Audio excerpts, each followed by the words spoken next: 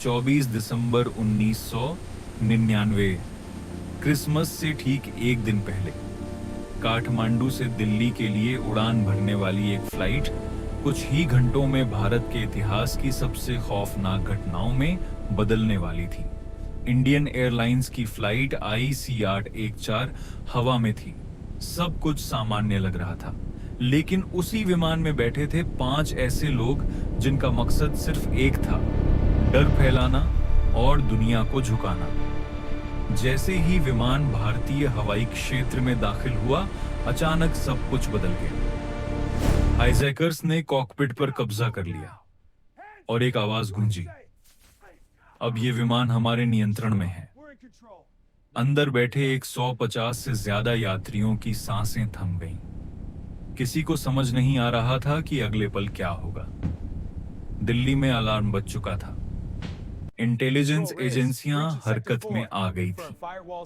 कुछ दिन पहले ही कुछ संदिग्ध गतिविधियों की रिपोर्ट मिली थी। संकेत थे, कनेक्शन थे, लेकिन सब अधूरा, धुंधला। सबसे बड़ा सवाल था, क्या ये वही खतरा है जिसकी चेतावनी पहले मिली थी, या फिर एक अलग घटना? समय तेजी से निकल रहा था।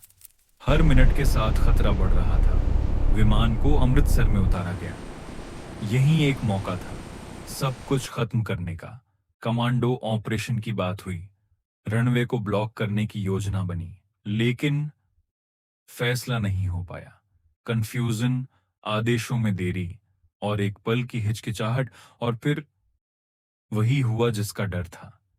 विमान ने फिर से उड़ान भर ली। एक ऐसा मौका जो शायद आखिरी था, हाथ से निकल चुका था। अब यह सिर्फ एक हाईजैक नहीं रहा, ये एक अंतरराष्ट्रीय संकट बन चुका था। लाहौर, दुबई और आखिरकार कंधार, जहां हालात और भी जटिल हो गए। तालिबान के नियंत्रण वाले इलाके में भारत के पास विकल्प बहुत सीमित थे। अंदर बैठे लोग हर पल मौत के साए में जी रहे थे। बाहर पूरा देश टीवी स्क्रीन पर टकटकी लगाए बैठा था।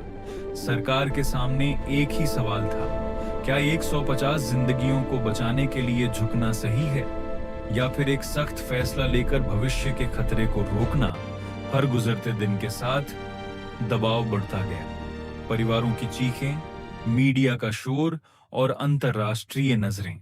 और इसी बीच वो फैसला लिया गया, एक ऐसा फैसला जिसने उस वक्त जिंदगियां बचा लीं, लेकिन आने वाले सालों के लिए कई नए सवाल खड़े कर दिए। IC-814 की ये कहानी सिर्फ एक हाईजैक की नहीं है। ये उस एक पल की कहानी है जहां समय पर लिया गया या टाला गया फैसला इतिहास बदल सकता था। कभी कभी जंग मैदान में नहीं, फैसलों के कमरों में हारी या जीती जाती है।